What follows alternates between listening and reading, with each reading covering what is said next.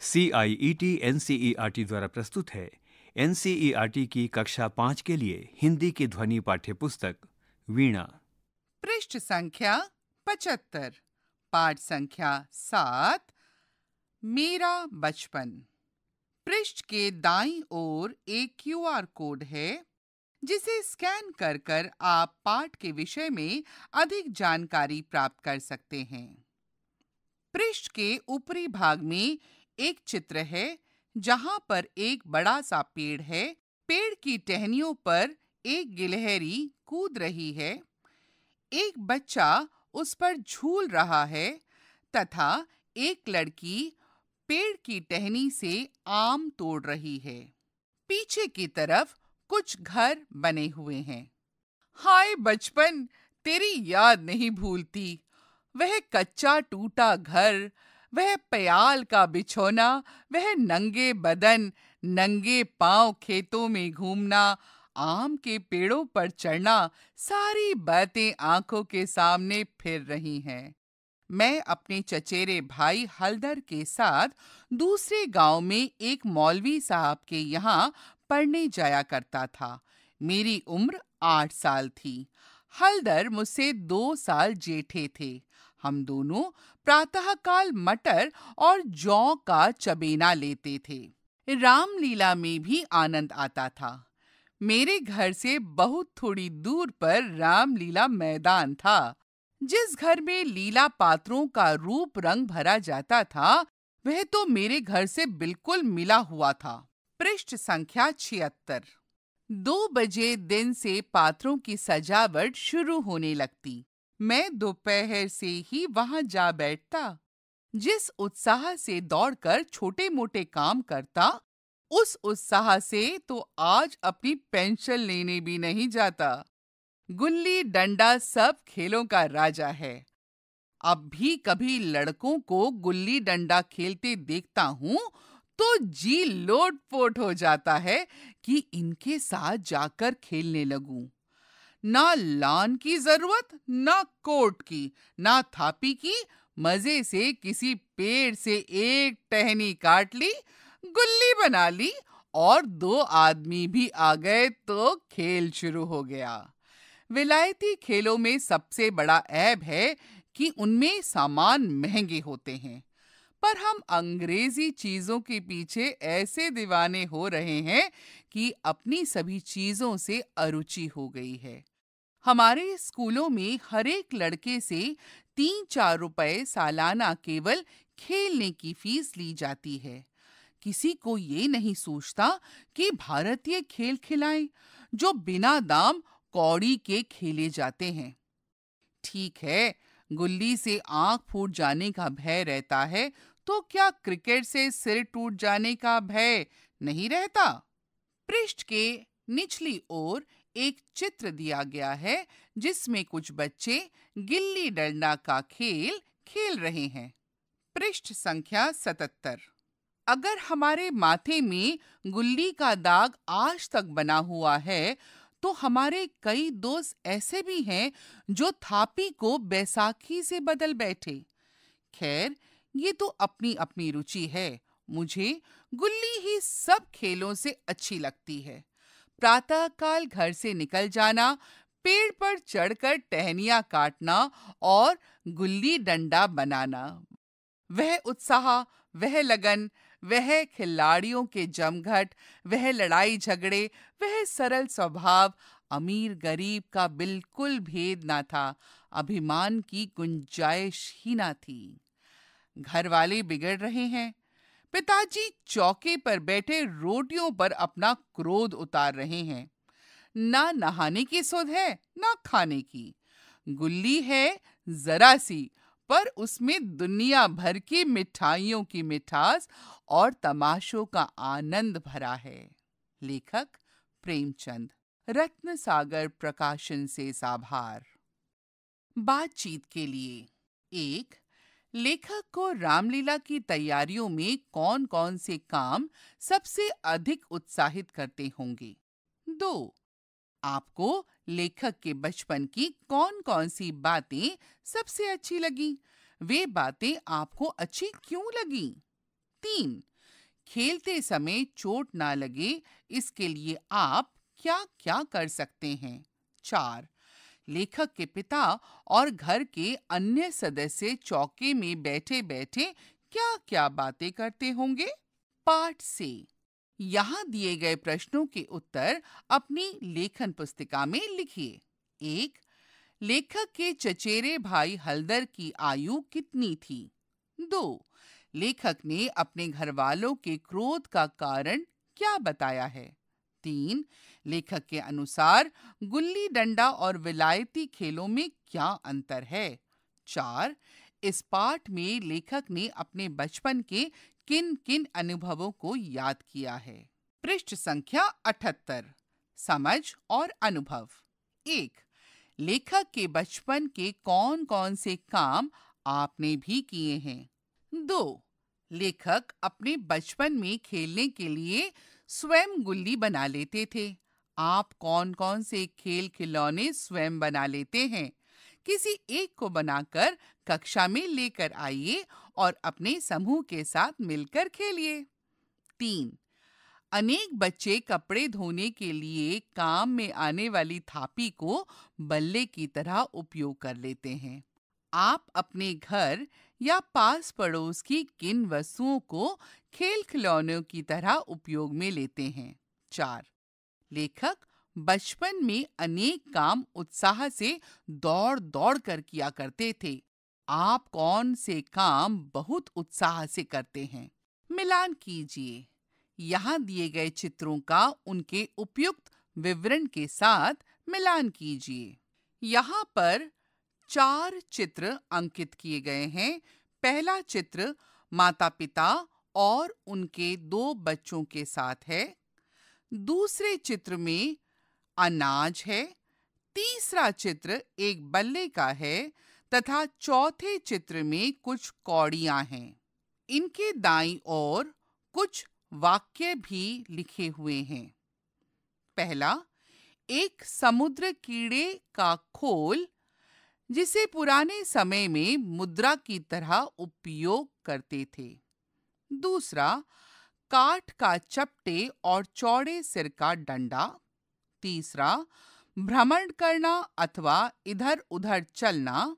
चौथा, चबाकर खाने के लिए भुना हुआ अनाज। पृष्ठ संख्या 79। खान पान। 1. लेखक सवेरे सवेरे सबसे पहले मटर और जौ का चबेना खाते थे। चबेना के बारे में यहाँ दी गई जानकारी को ध्यान से समझिए। गुणकारी स्वादिष्ट चना चबेना। चना चबेना प्राय हम उस खाद्य सामग्री को कहते हैं जो चबाकर खाई जाती है। मकई, चिड़वा, भेल, कई तरह के भुने हुए दाने, भुने हुए चावल, चना, मटर और मुरमुरे, भुना हुआ हरा व उबला चना, दर्जनों ऐसे खाद्य सामग्रियां हैं जो हम भारतीय चाहे देश के किसी भी कोने में रहते हों, किसी न किसी रूप में चबाते हैं। कई प्रकार की कचरियां, कुरकुरे, पापड़, नमकीन, ये भी चबेनों का ही हिस्सा हैं।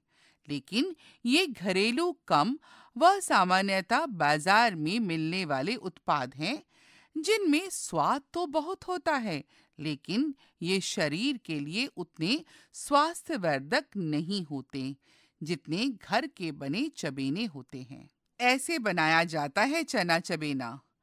देश के विभिन्न स्थानों में चना चबेना विशेष ढंग से बनाया जाता है।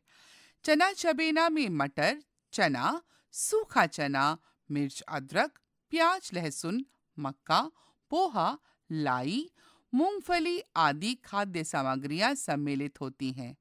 सबसे पहले इन सभी को कढ़ाई में नमक डालकर भली प्रकार भून लिया जाता है। भूनने के बाद उसमें हल्का तेल मिलाया जाता है। मिर्च की चटनी के साथ प्याज और लहसुन भी मिलाया जाता है।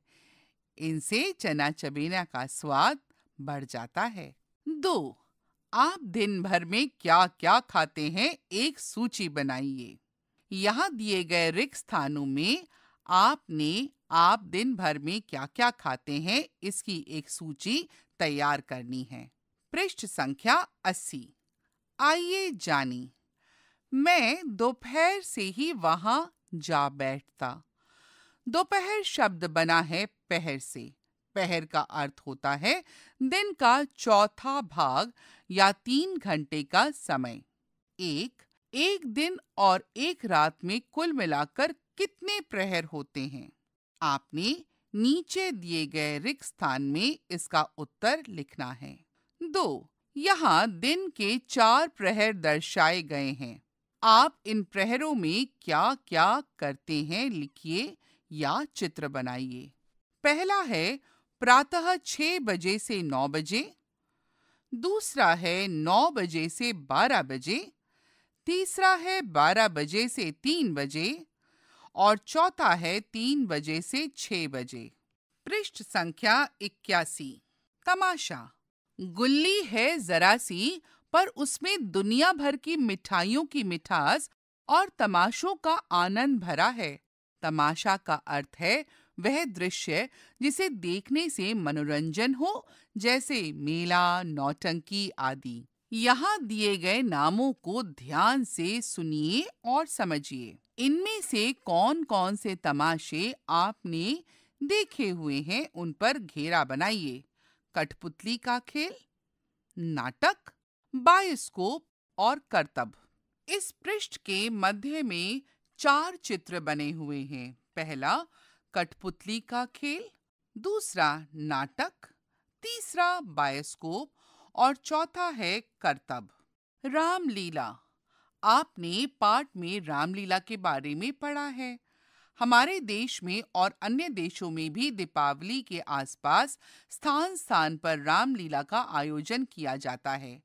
आप भी अपनी कक्षा या विद्यालय में रामलीला का मंचन कीजिए। इसके लिए कुछ सुझाव निम्नलिखित हैं। आप विद्यालय की वर्दी में भी रामलीला का मंचन कर सकते हैं। किसी अतिरिक्त वस्तु या कपड़ों की आवश्यकता नहीं है। पूरी राम कथा का मंचन संभव ना हो तो प्रत्येक कक्षा या समूह विभिन्न दृश्यों को प्रस्तुत कर सकता है। आप अपने संवाद स्वयं बना सकते हैं। इस कार्य में आप अपने अभिभावकों, शिक्षकों और पुस्तकालय की सहायता भी ले सकते हैं। शिक्षण संकेत। नाटक मंचन की प्रक्रिया में कई स्तरों पर चुनौतियां आती हैं। इसलिए शिक्षक रामलीला के लिए रामायण की किसी विशेष घटना का चयन, पात्रों की संवाद रचना, भावों की प्रकटीकरण तथा उपलब्ध संसाधनों में ही व्यवस्था करने में बच्चों की सहायता करें। पृष्ठ संख्या 82। भाषा की बात।